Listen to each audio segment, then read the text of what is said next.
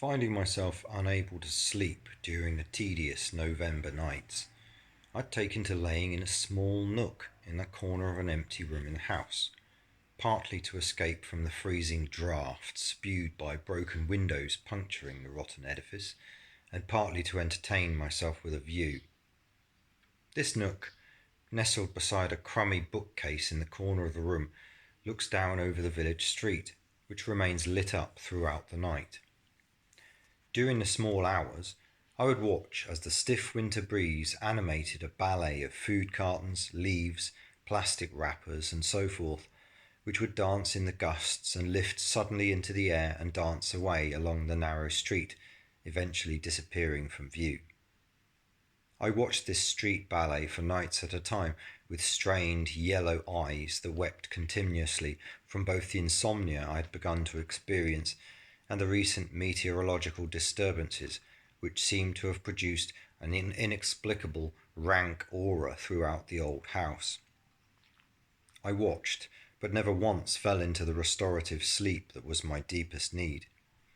Days became blurred, marred, and blistered by my abyss, and the small nook into which I nightly squeezed myself provided scant cover from my inward retreat.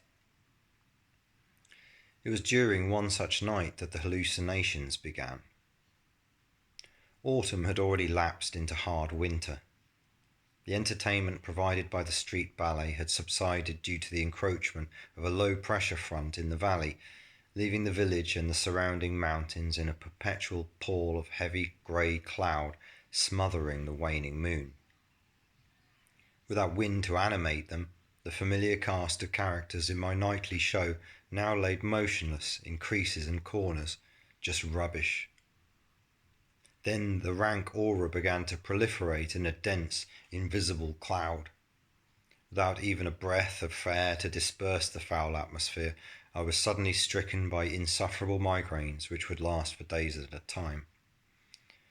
It was during one such attack of crippling pain, accompanied by lights flashing behind my eyes, and not forgetting that awful smell, that I was compelled to throw the window open. And that was when I noticed the thing. Just the bare outline of a ghoulish face, looking coldly back at me from the darkened alleyway across the street.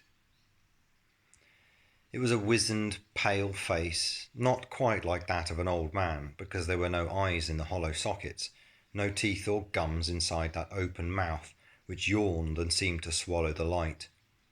But the impression of a face persisted nonetheless. It stared unflinchingly into me with a monstrous desire from which all my conscious sentiments recoiled. It had been watching me this whole time, watching me grow weaker and weaker. It was watching from shadows that suddenly reached out like fingers toward me. In hindsight, the talisman was most likely provided for just such an occasion as this, yet in my moment of direst need I neglected to remember it even existed. There was much at this time that I neglected. Of that I can be certain, though of very little else.